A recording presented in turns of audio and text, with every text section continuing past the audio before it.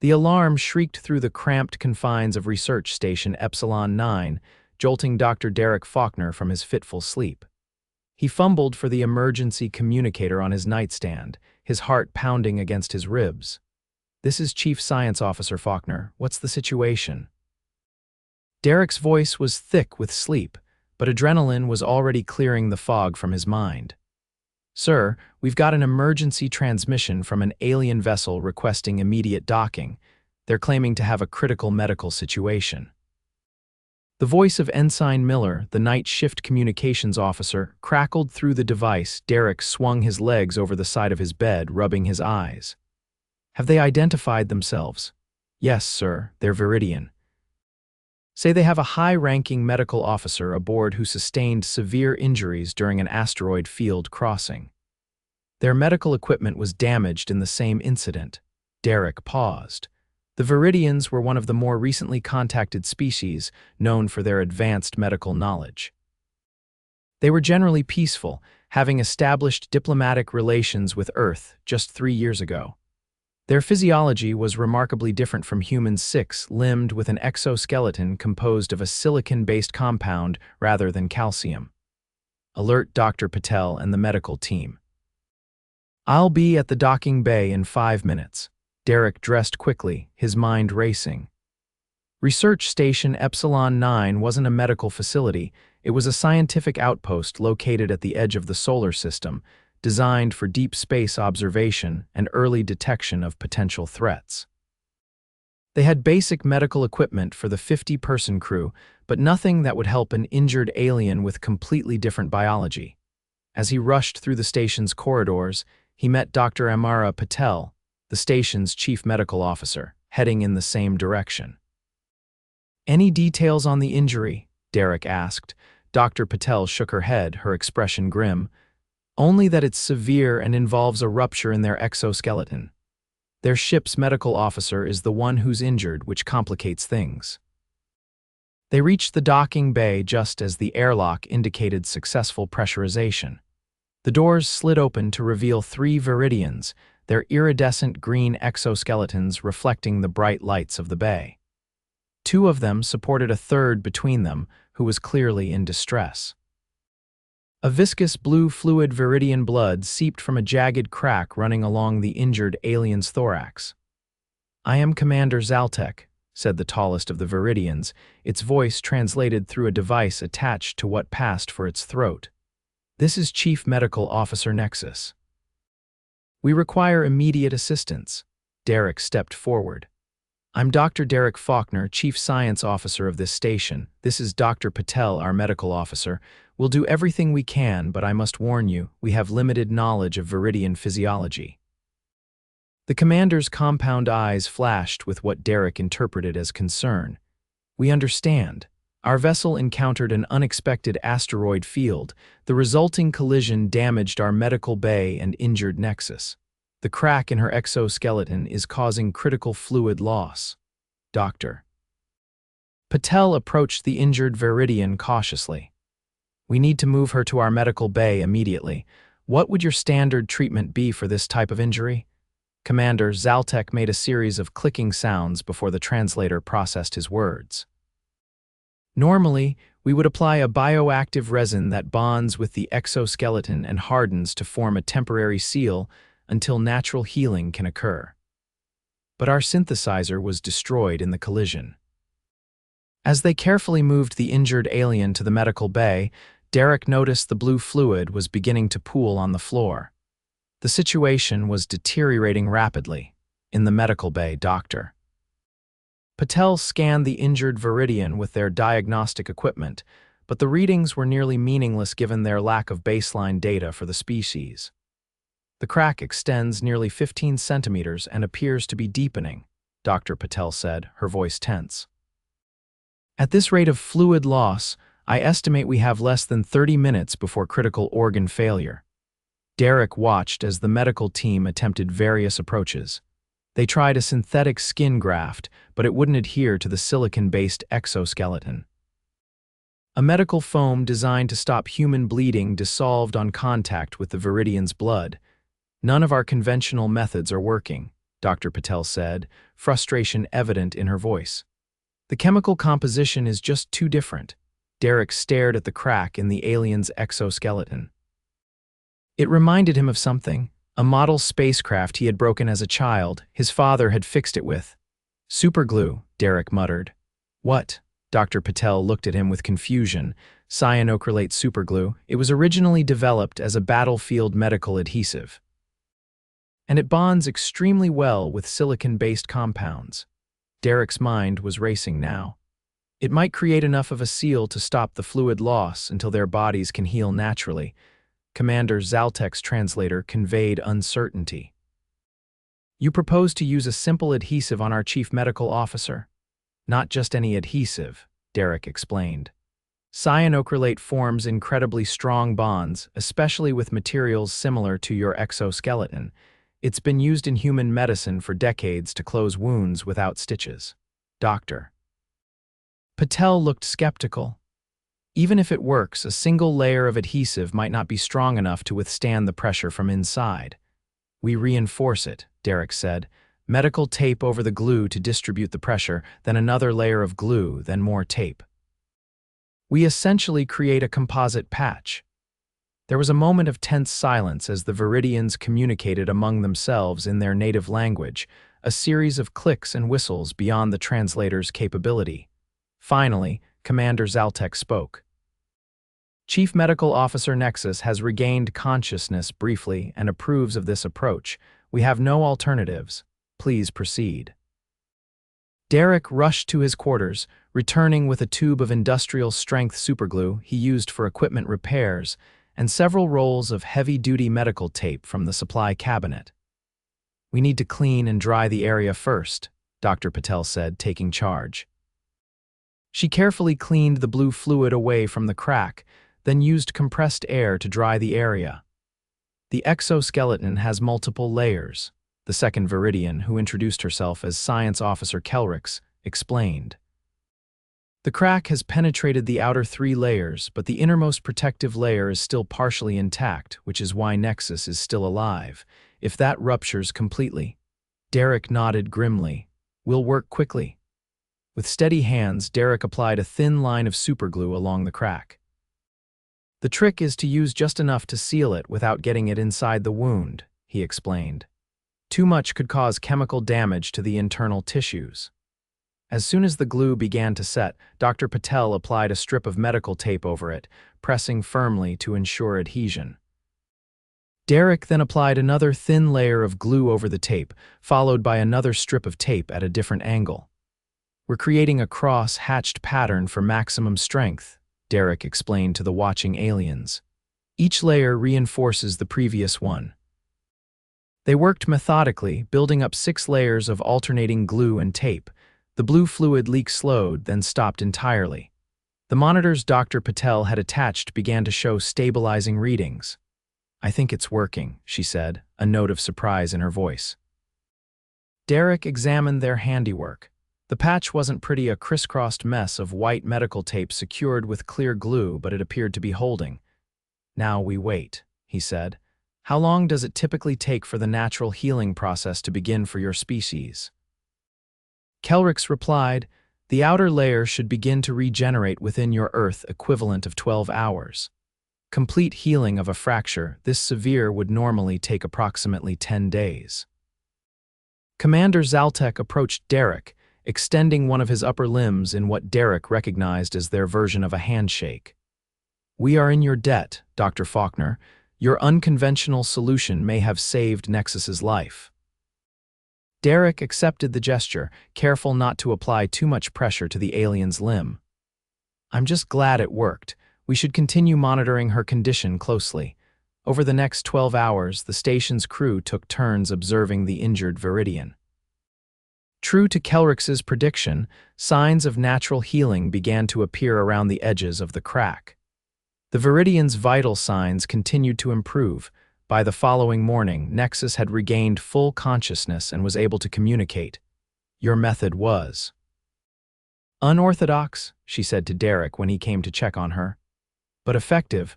Our medical texts will need to be updated to include this procedure for emergency situations. Derek smiled. Sometimes the simplest solutions are the best ones. As the day progressed, tensions eased, and the Veridians began sharing information about their medical practices with Dr. Patel and her team. Derek was fascinated to learn about their regenerative capabilities and the bioactive resin they typically used for exoskeleton repairs. Your superglue solution is remarkably similar in molecular structure to our resin, Nexus explained, examining the chemical formula Derek had displayed on a tablet. The primary difference is that ours contains growth factors that accelerate the natural healing process. That's incredible, Derek said. The convergent evolution of medical technologies across different species. By the third day, Nexus was able to move around the medical bay with assistance. The patch held firm, though Derek insisted on checking it regularly for any signs of weakening. Our ship repairs should be complete within 2 more days, Commander Zaltek informed Derek over breakfast in the station's mess hall. The replacement parts for the medical synthesizer have been fabricated, Derek nodded. That's good news. Though I have to admit, this has been a valuable learning experience for our team. Zaltek made a sound that the translator interpreted as agreement. Indeed, perhaps there is a formal exchange of medical knowledge to be arranged between our peoples. This incident has demonstrated the value of such cooperation. As the Veridians prepared to depart on the 5th day, Nexus approached Derek with a small device in one of her limbs. This contains the complete medical database of our people, she said, handing it to him. Consider it a token of our gratitude and the beginning of a scientific partnership. Derek accepted the device with genuine surprise. This is incredibly generous, thank you. No, Dr. Faulkner. Thank you for proving that sometimes. The most effective solutions don't require the most advanced technology, just ingenuity and courage. As the Veridian ship undocked from the station, Derek stood at the observation window with Dr. Patel. You know, she said, when they write about first contacts and interspecies relations in the history books, I doubt they'll mention superglue and medical tape. Derek laughed. Maybe they should. It might be the most honest representation of how things really work out here. The Veridian ship's engines glowed blue as it moved away from the station, soon becoming just another point of light among the stars. Derek turned back to the corridor, already thinking about the wealth of knowledge contained in the database Nexus had given him. 6 months later, Derek found himself in a position he never expected aboard the Veridian medical vessel Helix, traveling to a conference on interspecies medicine on Europa, one of Jupiter's moons. After the incident on Research Station Epsilon 9, he had been appointed as Earth's liaison to the newly established interspecies medical exchange program. Dr. Faulkner, we will be arriving at the Europa Medical Center in approximately 2 hours, announced Kelrix, who had been assigned as his guide. Derek nodded, his attention focused on the handheld translator he was using to study Veridian medical terminology. The language was complex, with subtle variations in clicking sounds that could completely change the meaning of a word. I'm still struggling with the pronunciation of your word for exoskeleton repair, he admitted. Kelrix made a sound that the translator interpreted as amusement. Few humans have the vocal structure to pronounce it correctly. Your approximation is sufficient. The ship shuddered suddenly, causing Derek to grab the edge of his workstation. What was that? Kelrix's compound eyes flashed with concern. Unknown, I will check with the bridge. Before she could reach the communication panel, the ship's alarms activated, and a Veridian voice echoed through the corridors, followed by the translator's interpretation. All personnel to emergency stations. We have sustained damage to our port propulsion system. Derek followed Kelrix as they made their way to the ship's medical bay, where they found several Veridians already preparing emergency equipment. What happened? Derek asked. We passed through a debris field, explained one of the Veridian medical technicians. A piece of space junk struck our port engine housing. We have casualties. The medical bay doors slid open, and 2 Veridians carried in a third. Derek recognized the injured alien immediately. It was Nexus, the chief medical officer he had helped save 6 months ago. "We meet again under unfortunate circumstances, Dr. Faulkner," Nexus said, her voice weak through the translator. Derek moved to her side, noting with alarm that this time the injury was to one of her limbs. The lower right appendage was nearly severed at what would be equivalent to a human's elbow, with blue fluid pulsing from the wound. "The limb needs to be stabilized immediately," said one of the Veridian doctors. "The internal support structure is fractured and the fluid vessels are compromised." Derek watched as the Veridian medical team worked efficiently, applying their bioactive resin to seal the damaged fluid vessels. However, he could see they were struggling with the structural damage. "The support strut is completely shattered," the Veridian doctor said. "We cannot align it properly for the resin to hold." Derek stepped forward. "May I?" he asked, indicating that he wanted to examine the injury. Nexus inclined her head in assent, and Derek carefully studied the damaged limb. The Veridian exoskeleton's internal structure was similar to the carbon fiber rods used in some Earth constructions, strong but lightweight. The fracture had splintered the strut into multiple fragments. "On Earth, when we have a complex fracture like this, we sometimes use an external fixation device to hold the bone fragments in place while they heal," Derek explained. "Could we create something similar?"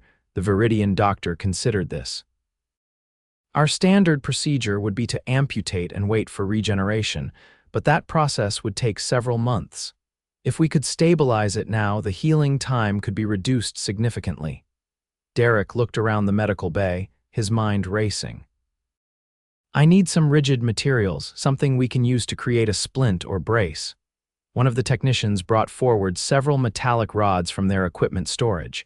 "These are maintenance tools for our scanning equipment. Would they suffice?" Derek examined them. "Yes, these could work." "And I'll need adhesive. Do you have more of that bioactive resin?" While the Veridian team gathered the materials, Derek explained his plan to Nexus. "We're going to create an external support structure, essentially a scaffold around your damaged limb. It will hold everything in the correct position while your natural healing process works." Nexus's compound eyes studied him. "You are applying engineering principles to medical treatment," Derek smiled. "Sometimes the best solutions come from outside our specialized fields." With the materials assembled, Derek began constructing the external fixator. He positioned the metal rods around the damaged limb, creating a frame that matched the natural contours of the Veridian's appendage. Using the bioactive resin as an adhesive, he secured the rods to the undamaged portions of the exoskeleton. "Now we need to align the fragments," he said. Working with the Veridian doctor, they carefully manipulated the shattered pieces back into their proper positions. "The fragments are aligned, but they're not staying in place," the Veridian doctor observed with frustration. Derek thought for a moment. "We need something flexible but strong to bind them together." He reached into his pocket and pulled out a roll of high-strength tape he had taken to carrying since the incident on Epsilon 9. This might work. Using small strips of the tape, Derek secured each fragment to its neighbors, creating a web of support inside the external frame. Then, once everything was positioned correctly, the Veridian doctor applied the bioactive resin to promote healing. "The structure appears stable," the doctor said, running a scanner over the limb. "But I am concerned about the stress on the connection points when the limb moves." Derek nodded. "We should immobilize it completely for at least the first few days." He used more of the tape to secure the entire construct to Nexus's body, preventing any movement that might disrupt the healing process. "Ingenious," Nexus said, examining the contraption now encasing her damaged limb. "A combination of your human problem-solving and our Veridian medical technology," Derek smiled. "That's what this exchange program is all about, isn't it? Learning from each other." The ship's captain entered the medical bay, his translator conveying urgency.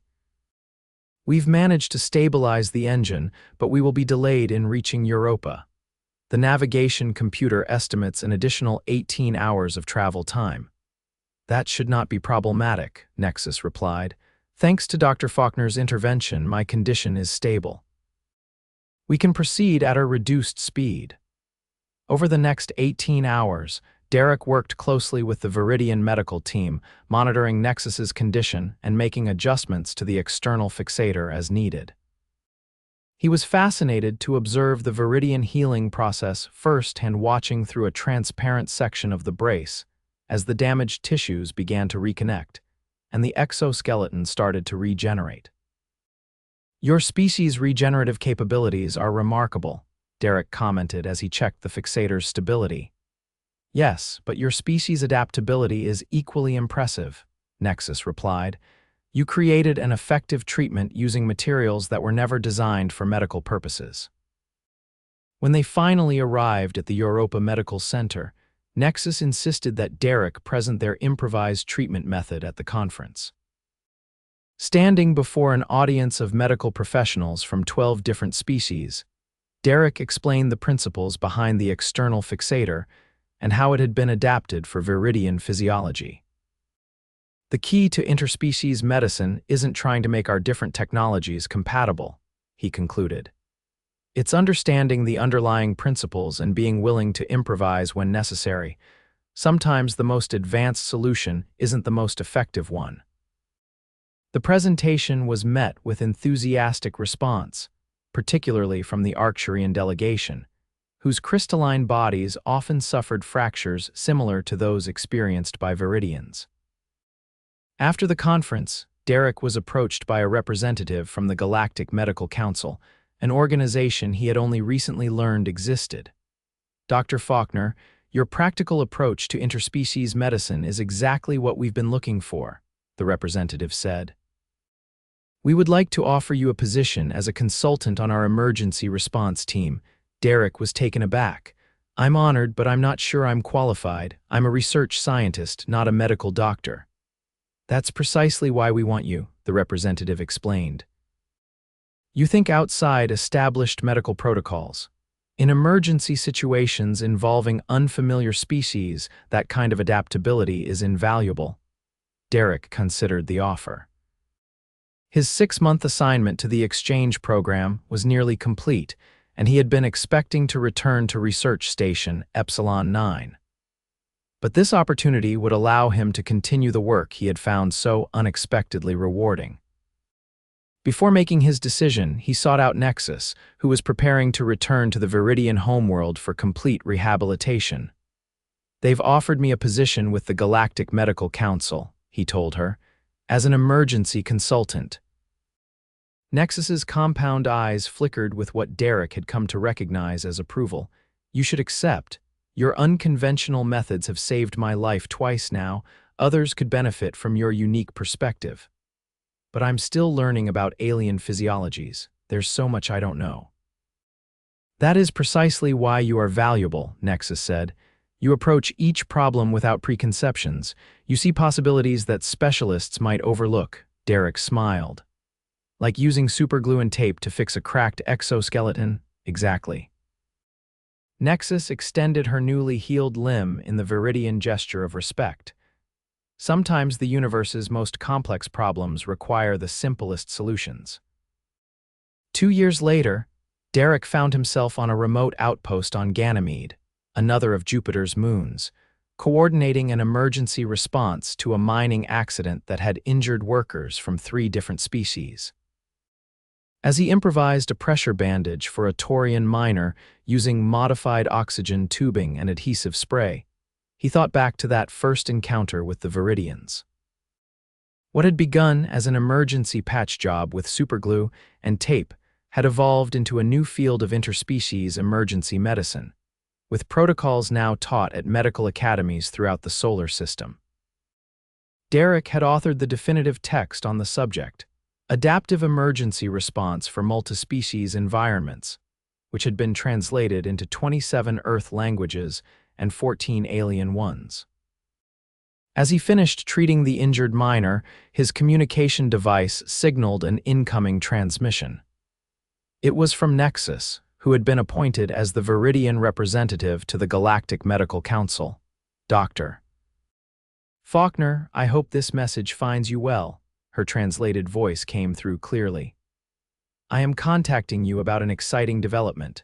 The Council has approved funding for the first interspecies emergency medical response ship, and they want you to serve as its chief officer." Derek couldn't hide his surprise. "Me? Shouldn't that position go to someone with more formal medical training? The ship will have specialists from many species," Nexus explained.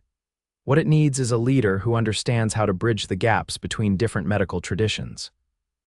Someone who knows when to follow protocol and when to reach for the superglue." Derek laughed. "You're never going to let me forget that, are you? On the contrary, we have enshrined it in our medical histories.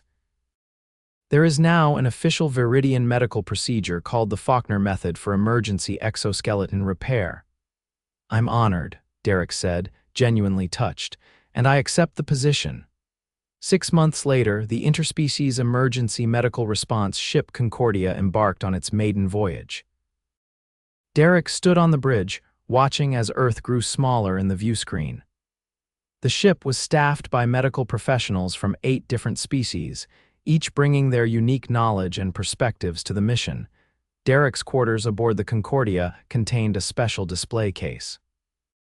Inside was the original tube of superglue he had used to save Nexus's life, preserved as a reminder that sometimes the most effective solutions are also the simplest ones.